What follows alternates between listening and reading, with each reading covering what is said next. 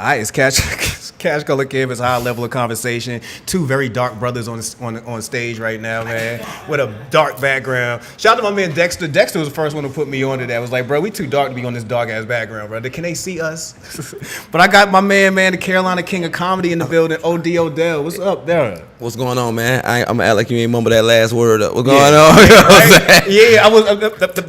Man, I appreciate you for having me. Oh, brother, you already know, I come man. bearing a little bit of gifts. I just went to LA, got back maybe about 2 days ago. On the plane. So everybody know this. In LA now, you can leave with weed out of LAX up to an ounce. They ain't tripping. Leave with it. So I brought some LA weed with me. Let's applaud that. Yo, when I first heard that, I was like, yo. I saw that on the news. Yeah, dead serious. You know, when you see it on the news, you think about it. But now we have a witness. A witness. They ain't tripping. Yeah. They ain't tripping. They ain't tripping. My thing was this. Like, when I first heard it, I was like, so I could bring weed into LAX. That's why would you bring weed into LA? That's the dumbest shit. Exactly. That's like bringing pussy with you to the whole house. Like, what is you doing? What the hell is you doing? That's hilarious, man. But I brought a blunt and a half because I smoked some. You know what I'm saying? A blunt and a half of Cali's finest sativa he said I brought shake. Blunt and a half. It was sativa shake. You know how they got the shake? Yeah. I bought the shake. So I've been there before, man. It's still good though. What was you out of Cali for? Oh man, dope shows, man. Chocolate Sunday at the Laugh Factory, hosted by Ron G. It was dope. Did that, and I did the Hollywood Improv that Monday. You know what I'm saying? It was dope, man, to go out to LA and actually close and be in big spots on some big shows out there. Man. You know, normally I don't smoke on air. Like, only two people have got me to do this: Scotty ATL and Chris J. If you got me trafficking, that's you what better I'm about to say. smoke. But since you did traffic, yeah, no, I didn't. It's legal. No, I didn't. You know what I'm saying? We incriminating as hell right now. All right, man. So you new to this? You new to this Atlanta scene we got right here, man? Today. Oh, I'm new to this scene, but I'm not new to Atlanta. Oh no, this is what we call it over here. We call it Atlanta, man. But what I was about to say was, for those who don't know you, who is OD ODell in a nutshell? It's hard to put me in the shell with nuts. But if you want to summate me, you know, I'm just a nigga who able to say what most people are thinking out loud. You know what I'm saying? They don't know how to put it. I know how to put it. You know, I like being a father. I like black people. I like standing up for us until we get it all the way right. I like smoking gas. I like playing basketball. I ain't that hot, but I can play though. You know what I'm saying? If you ain't went to college, I'll beat your ass. You know what I'm saying?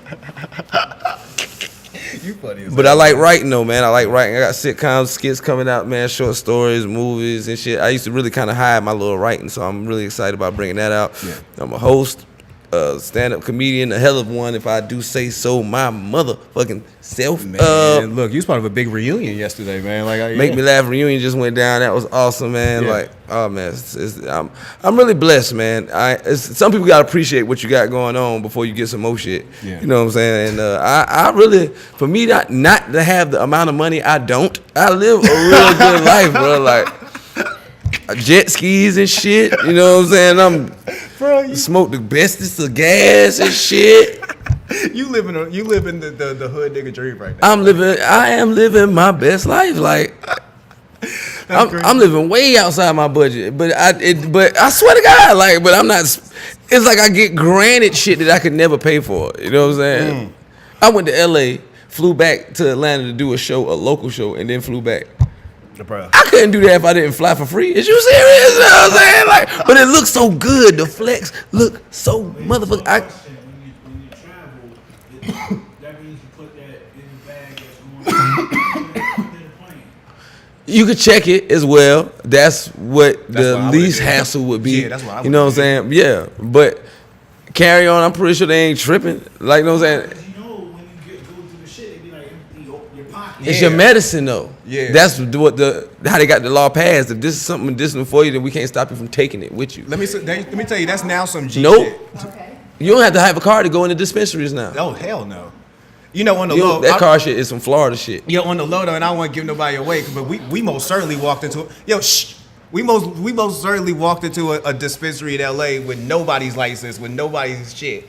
And just walked in and copped some shit. I know we did that. Not to give y'all away. Because they want to sell weed. Yeah, like, because if the dispensary don't sell it to you, who you gonna call? The nigga? You know what I'm saying? And the government trying to trap to us the same shit they demonize. That's what's crazy. Hey, bro. So talk to us about how you got into comedy. Like, I remember being a kid myself, and I thought I was funny until we had to do a stand-up comedy, like one of them talent shows, and I froze and just got off stage. It was 3rd grade, and I ain't never went back. like, what made you want to pursue comedy? Like, comedy's not the easiest thing to do. It's not. I always knew I was gonna be a person that speak in front of people. Even young, I used to always, Easter Sunday speeches, I'm not scared, talking to the whole congregation, you know what I'm saying? All that shit. Like, I like that shit. Martin Luther King play, I'm Martin Luther King. Like, I like, something about it. I felt like it was a purpose in me having something to say in front of a lot of people. Yeah. But I've been funny my whole life, so when I got to Atlanta, the opportunity to do comedy was so accessible. Like, it was comedy all over. It's like Bruce was popping, you know what I'm saying? Preacher Man, Nard, Big Sean, Frozen Palace on the South Side, all kind of, like, it was crazy. That's what's up, man. So I tried it, fell in love. I tried it, did good and bad in the first show. Okay. But it was like I fell in love with it. Like, I knew I was gonna always do it forever. What was your first show like? I went to Uptown. Nard was hosting, right? And I'm about to go on stage, so I stopped him. I said, "Hey man, I put my name on the list, and I wrote it first, but I don't want to go first." That nigga looked at me and said, "Bro, you just a nigga in a striped shirt to me. I don't know you. You know what I'm saying? Like, how can you say where to place you? Nigga, you better be lucky you going up if you go up." You know what I'm saying? But I'm never mad at him for that, because I need to treat it. Yeah, you know what I'm saying? Who am I to feel like I should go and get preference just because I think I'm funny? And I learned that night that, you funny, but you ain't that damn funny. My first couple of jokes went well. Then I thought the comedy guides had came upon me and blessed me with the gift of Richard. And, you know what I'm saying? So I tried to freestyle some shit. It went horrible, and they booed the fuck out of me. Ooh, you done segued all the way to a question I want to talk about later with Dave Chappelle. But who were some of your influences as far as comedic influences coming up? Who I like? Yeah. Eddie Murphy, Martin, like, these people who I looked at and thought they were funny and were trying to be funny in their way. You know what I'm saying? When I went to school, Will Smith ain't even a comedian for real, but if you grew up with Fresh Prince, Will Smith was funny. Yeah, Jamie Foxx, oh my God, you know what I'm saying? The whole In Living Color, all those things shaped my comedy. But stand up, people who I used to like stand up, Eddie, Robin Williams, white guy. And it's hard for me to say because I'm so all black everything. Robin Williams was nice. Yeah. He was nice. Dave, Chris, man, Corey Holcomb. If you ain't familiar, you better get there. Corey Holcomb is a monster beast. Beat his chest. He dope. I'm blessed to be fans of my friends. Like, some of my friends that I know personally are just in my list. Like Carlos Miller. You know what I'm saying? That nigga's a monster. That's my dog. He a motherfucking monster. Clayton English, Chris Set It Off Jones. Like, they could do it anywhere, anytime, to anybody. You know what I'm saying? And yeah, those people influence me. That's crazy. You know, I'm glad you mentioned Dave, because Dave Chappelle, I think, is a genius. You know what I'm saying? He's somebody, he's on my bucket list of people I want to actually interview. But Dave's, Dave did 2 specials on Netflix. The second one, the one in California, if I would have paid money to go see that, I would have been pissed off. Like, it was funny watching it later after they edited it all together, right? But I'm like, you freestyled that shit. You talking about the one at the Comedy Store? Yeah, the one where he smoked that cigarette. Sitting on the stool. Yeah, I'm like, yo, I'm watching them do that joke about having the bag of pussies. I'm good right now. About having the bag of pussies. I know it. I was gonna claim my victory. I wasn't gonna say shit. I was gonna let him ride right quick. Yeah, you got it. I'm the host. I gotta keep this together. Oh, so that's what it is. That's what it is. But so I can just be sloppy out here. I'm claiming that. I'm just saying, you're a comedian. You used to doing funny shit. Like, anything you do gonna be funny. Like, but I host and be smoking my ass off. Do you? Yeah, nigga. 420 party in Atlanta. Let me not Dave Chappelle real quick. Let me not Dave Chappelle real quick. Because that LA show, I felt like he freestyled it. Because when I watched, I'm looking like, I feel like this man just went through 3 cigarettes to get to the end of this joke. And if I had to sit through you smoking 3 cigarettes, I'm gonna need about $50 back, bro. Like, come on. Have you freestyling it? A comedy show has to be some and I do that shit. A lot. And sometimes those are the better shows because of the time when you freestyling, you in the mode of the room right then at the time if you tapped in. So then, like, you really speaking about like shit that may be relevant right then at the time, the weather, or whatever the case may be in the freestyle. But that's how you grab the crowd, because you're relevant in the moment. So then when you take them to a set joke, they all the way with you. See, when you go and doing comedy, the most important thing is to grab their attention initially if it's a black crowd, because they want to not pay you attention. They're getting notifications on their phone. They want to check them. They like, so when you come up, let me see this for this nigga talking about. Instagram. You know what I'm saying? Instagram. You know what I'm saying? As soon as you know what I'm saying? That's how it works. So you go up, you have to grab them initially, let them know it's good to trust you. You're going to make them laugh. Yeah. All right, so I mentioned that you were part of a major reunion yesterday. You know what I mean? Talk about that and how you initially got connected with that whole scene over there. Man, Make Me Laugh Monday was a staple in Atlanta comedy, along with the 559s and the Uptowns and the Frozen Palaces. There's rooms that come in Atlanta that help breed comedians and make them better. The environment of the room makes better comedians. Like, you don't understand what it's like to be an Atlanta comedian until you go other places. You know what I'm saying? When you go other places and realize that you're getting laughs way easier. This is a training ground. This is boot camp. You know how hard it is to make Atlanta motherfuckers laugh? Oh, yeah. Everybody think they funny. And everybody think they're a celebrity. And when you in the club, the last thing you want to do is not be cool, and laughing ain't a cool thing to do. You know what I'm saying? People don't want to be doing it all in front of their bitch, slobbing and shit. But if you funny enough, you can make it happen. Yeah. You know what I'm saying? So Atlanta crowds ain't scared to boo.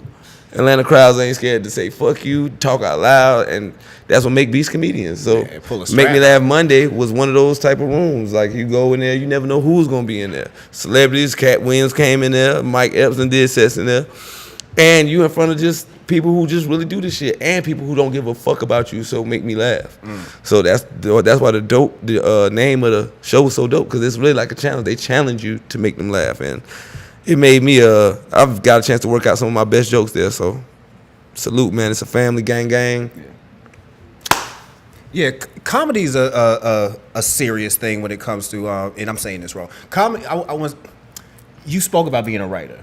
Right. You know what I mean? Like, that's one of the things that I feel like when it comes to comedy, it's almost like a thing you have to do. Like, I listen to even Katt Williams speak about it. Like, it separates you from just being, it's almost like being the difference between being a producer and a beat maker. Right, and I'm gonna agree with you. I had to learn that myself. I had to maturate because I really wasn't writing shit. Yeah. I go try. If I had an idea, I wouldn't write it on paper. I would just go and try it because I remember the funny. Yeah. I try it, work it out, get it funny, and then just memorize the jokes and keep stockpiling all this shit to my memory for a long time until somebody, Rodney Perry, namely, was like, "Man, so you be writing this shit down?" I'm like, nah.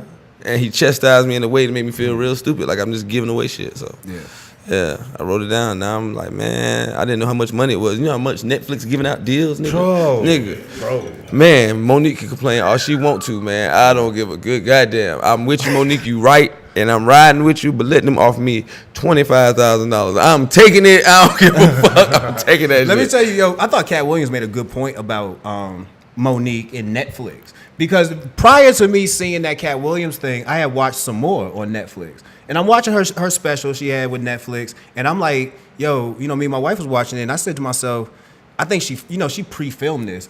And my wife goes, and probably sold it to Netflix. That's how you do it. So I'm sitting there looking like, again, so Monique, what are we talking about really? You know what I'm saying? Like, you telling me some more, who also is a queen of comedy with you, can do her own special, sell it to Netflix, and don't have her hear her bitching about shit. Not saying Monique was bitching, but you feel me? Like, you did kind of slick. I did say it. Yeah, you did. I'll take that part back. You did exactly what you said. I'll take the bitching part back. But you know, you feel what I'm saying? Like, Monique, really, I feel like you had a point, but you lost me when you was like what they should have gave you. Like, I don't feel like no company should give you anything. Like, you got to either earn it or they got to come to you. That's how that's supposed to work. I mean, when you say earn, what do you mean earn? Earn by like how Katt was talking about. What's your shows like? You know what I'm saying? He like, they gave me X amount of dollars because I bring in X amount of dollars when I do these shows. I don't know. I don't want to even make a statement about the stats and figures of what Katt Williams was saying, because I ride with what some of the shit what Katt was saying. Katt a real nigga for real. Like, at the end of the day, he's a real nigga.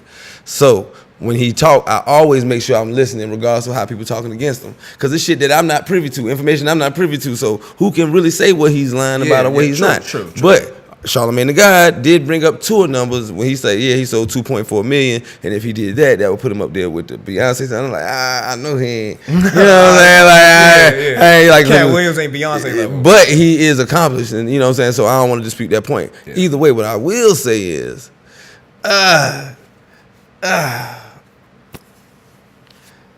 let me make sure I'm answering your question exactly. See what I say? This is why I don't smoke when I do interviews. No, what you say? No, what's the exact question? Because I don't want to get you too deep. What I was talking about was this. Like, when Katt said about Monique. Yeah, what Katt said about Monique, and he said, you know, basically that Netflix don't, you know, he said Netflix don't come to you. You know what I'm saying? Like it don't work that way. Like what happens is you do X amount of things, and then they step to you. You know what I'm saying? But what I will say is I feel like Netflix and other companies like that are not tapping into the black market for real. They don't research it enough to know what the fuck we will and will not like. No. You and everybody I know that if Monique did a real big show that was advertised in your city, people would pull up. Oh, yeah. Especially aunties and mamas For real, and people who she been fucking with for real, years. for But real. they just don't factor those people in because those people don't matter to them. So when they looking at their numbers, they looking at numbers that don't need. That's like when you watching Family Feud, and they be like 100 people we ask, which 100 motherfuckers? I would never say that stupid ass shit ever. You know what I'm saying? So like the stats they're looking at, that is what they're going by, but that's why they're misinformed because they don't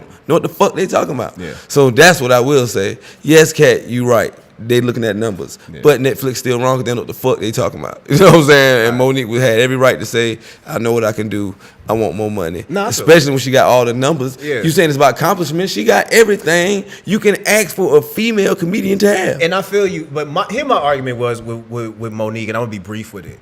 I felt her where she was coming from at the essence of it, but I'm like, one, you talk even accomplishments. We talking about stuff that happened a little while ago. We ain't talking about like how relevant have you honestly been in this moment for you to feel like you could command what you could command. It's like, crazy when niggas say shit like that and they still buying Jordans. This nigga ain't dribbled a basketball in 20 years, but you talking about what Monique did. Exactly, and we'll do that with like, movies and we'll do that with music too. Like, it's not forever. for real. Yeah, so I'm not do that. really.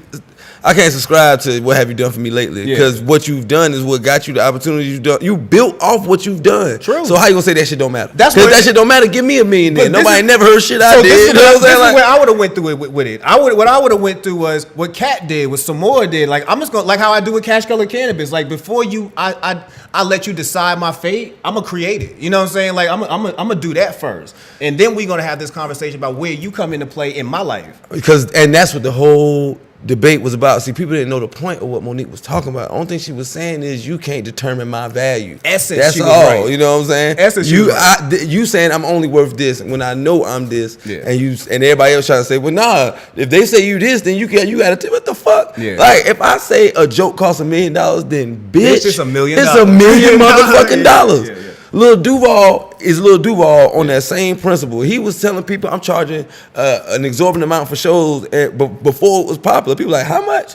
Nigga, you ain't gonna never get booked. And he wasn't at first. Yeah. But guess what? Yeah. Somebody picked it up. He living his best life. Yeah. Smile, bitch. Shout You know what I'm saying? out to Mr. Hanky last week. You can't ever let somebody tell you what you're worth. You know what I'm saying? And I think that was her whole stance. And I'm with that. They don't know what the fuck they talking about. Stand up. But if they gave me 25, like, I ain't saying I'm worth more, but nigga, I take it. Look, and Katt clearly made some statements on that episode when he was with Wanda and where, you know, we got into a whole debate about Tiffany Haddish and eventually Mike Epps and them got involved. And I remember again as I'm watching Katt, it wasn't like Katt was to me saying nothing that was all the way wrong. You know what I mean? I felt like personally, this is my personal opinion, I don't personally think Tiffany Haddish is what you call funny. Like I saw her stand up. I don't think that's funny. I think as an actress, you're funny, and I think there's a difference between a comedic actress and somebody who does stand-up comedy. That's a very astute assessment. That is, you know what I'm saying? She's that level, and I felt like Katt was coming from there. Like, bro, like when he even said the tour part, like, what tours have you ever seen her do? Like the shit she did on Showtime, I felt like you was winded by like. But I think what they minutes. was discussing was how do you get those opportunities? When and you ain't did that. He was saying that. When you ain't did what that. has she done to really warrant? Yeah. All this talk about how great she is. Yeah, how did you feel about that conversation? Like, do you feel where do you stand on that? All right, it wasn't like he was a complete liar, you know what I'm saying? Yeah. But she didn't come out of nowhere either. Like you can see both viewpoints. Tiffany Haddish Been on TV. If you're doing comedy, I don't give a fuck how good or bad you are. If you're doing it for 20 years and you pursuing it, you went through a lot of shit. Yeah. I don't give a fuck who you is. How, like I said, good or bad you are. If you did comedy 20 years and like that's your shit, you went through some shit. You went through some hungry, some homeless, some man, I don't want to do this. I want to quit. Yeah. So whenever you attain success, I don't give a fuck who it is. I don't even gotta like you personally. If you was out here in the trenches and you got something, you deserve it. You know what I'm saying? So I would never say what somebody do or don't deserve. But I will say, I don't know if I can count a lie he told. You know what I'm saying? I don't know. I can't count a lie he told. I really can't. I really can't. Yeah. But I won't say what somebody deserves. I won't. That I feel you on that. You know, and and this is the last point I'll make about this. The one thing I didn't like about that interview and what came from it was pointless beef. You know what I'm saying? Like, you know what I'm saying? Where you got Mike Epps, you got Kevin Hart, you got people who are really like names in the comedy community nipping at each other about nothing. Like. Hey, you know what? I mean, as long as it don't get crazy, I ain't mad. I feel like comedy beef is almost like rap beef. It's essential, man. You know what I'm saying? Like, it's like, do it. You know what I'm saying? Like, fuck it. Like, because real talk, these niggas know each other for real. That's what I'm saying. They know like, each other for real. Like, yeah, they did. Like, when you know a nigga, you know a nigga. So, yeah, you ain't ran into the nigga in years and y'all talking shit through via social media or whatever. Yeah, you might have some real feelings about it, but it ain't like when you see a nigga, you finna punch a nigga out. You know what I'm saying? Like, that's how I felt about Kevin Hart. Now, if that happened, what if, though? Yeah. What if like Kevin Hart and Katt Williams did it? What? I swear to God, I'll pay per view. I would. Then if y'all get that Chris Brown, what's his name fight back on, yeah, we could do that shit. Look, but Katt Williams and Kevin Hart. Like, I don't know if you ever met Kevin Hart? It was not even a meeting for him, bro. I remember that time you met me. He was like, yeah, and I know he lied. I know he motherfucking lied. Yo, I ran into Kevin Hart at the W. I met Katt though. I ran into Kevin Hart at the W one time, and you know that skit he talked about where he jumped out the whip and the chick was like, "Oh shit, he ain't got no legs." Right. Bro pulled up in this SUV, right, and I'm standing outside waiting for the car to pull up, and opened the door, and this dude literally jumped out the car, and I was like, "Damn, you short nigga shit." Hey man. Short nigga shit, bro. Short nigga shit, buddy. We don't got no day. We don't get no recognition. You know what I'm saying? They ain't got no GoFundMes for short niggas. You know what I'm saying? Like, you know how much money it costs to go out as a short nigga? You gotta financially compensate for how tall you ain't when you walk up to a bitch and she like, ooh, what your my height ass? You know what I'm saying? You like straight up. Ooh, you oh, you thirsty bitch? Tall niggas get drinks bought for them, don't you? Mm-hmm. Shut up, nigga. I ain't gonna lie. Like I say, I ain't heard a lie. Right. That's what's up. So I know you mentioned that you got some sitcoms in the works. You got plays. You got a bunch of stuff in the works. Like, what can we expect from Man, from the next I'm couple going months to be on the next season of Little Women of Atlanta. Big fact alive right now. Big facts. For real. On my kids. For what? What? Yeah, for what? Huh? What for what, nigga? I'm on there. For what though? I'm saying, like, what are you on there for? You chilling. Oh yeah, I forgot. They ain't the first reality person we had through here. Y'all can't say. Nah, I ain't sequestered. You know what I'm saying? You just don't want to talk about I was like semi-sequestered. You know what I'm saying? You know, So we can expect that. Me and one of them was kicking it. You know, we just Nah, man, for real. I'm just saying for real, like on a reality show. Hold on, bro. Don't talk about Babe, bro. Oh, my fault. You know what I'm saying? Don't talk about Babe, bro. My fault. Not saying it like that, but I'm like you dating on the TV. Like, I couldn't imagine. I'm saying that part. Like, I couldn't imagine dating on TV. Like, that's crazy to me. Man, it is. Yeah. You know what I'm saying? It is. That crazy. part's crazy. It is crazy. Like this shit look just like this. You know what I'm saying? But and you chilling with your girl. You know what I'm saying? Like, no, I can't do that. Like, I couldn't see me and my wife on TV. You mic'd up everything. You can't even whisper. Even your whisper is recorded. They say they do it all the time on Love and Hip Hop. You think you whispering something, all you hearing is, "Yo, so right now, this is what we about to go do." I swear to God, like, hear it up. And man, it was crazy because I had found my a dope edible plug, right? Dude named Gas Cakes. Fuck with Gas Cakes, man. You know what I'm saying? I got dope this either way. So look, boom, he do this little infused tea, right? Yeah. The infused tea, I used to take it with me and pour it in whatever cup we at so they can get their advertising and be the whole thing, right? So, nigga. Some of these episodes, boy. You about to have me tuned in. It's crazy, bro. It's crazy, bro. It's crazy. Bro, you crazy as hell, man. It's crazy, bro. It's crazy. You know and then you got people around you trying to tell you how to be you. You know what I'm saying? Yeah. Like, and that's directors. Yeah, but that's what I'm saying. Like, that's what I finally got a chance to really see how these niggas be looking so unauthentic. I'm like, man, I don't believe that shit. And now I know why it's unbelievable. Because you got some white lady with a headset saying, yeah, no, like, put a little bit more thug into it. Like, you know, bounce your shoulders with it when you say it. Like, what the fuck are you talking about? Put a little bit more Did you just try to give me tips on being a nigga there? Yes, you did. I'm not believing it. Yeah. I'm not believing it. So, I'm not feeling really, I'm not scared right now. You know what I'm saying? Make me raw. That's what's up. All right, be a stereotype. That's what's up, man. Semi slick. Bro, I appreciate you coming through. I appreciate you having me, man. I knew when I met you, I said, yo, if I ever have a co-host, it's gonna be Odell. Hey, man, we need to listen, man. I really want to invite CashColorCannabis. This is the official invite. Okay. We right here. Live Hip Hop Daily. 420, man. You know how I do it, man. Okay. You know how we have Apache on Smash. We set up, do the same thing. Hell, maybe even it might if the pre-sale dude did last year, we might have to make a move to Murphy Park Old Bonfire or something. You know what I'm saying? But live remote, man. Live remote? It's CashColorCannabis. You right? High levels of conversation. So when you mix that with, we gonna have artists and comedians, then we got the smoke contest, and I'm bringing a new game to the 420 party. Usually we always had a smoke contest, rolling contest, and the smoke rolling, iron lung, I'm missing one smoke, and the edible contest. Okay. Now we adding the eyeball contest. What's the eyeball contest? You know, everybody say they can eyeball weight, eyeball weed. They got a good eye for that weed. Okay. And we giving away chains or whatever. You gonna get a weed gift commensurate to the competition you won.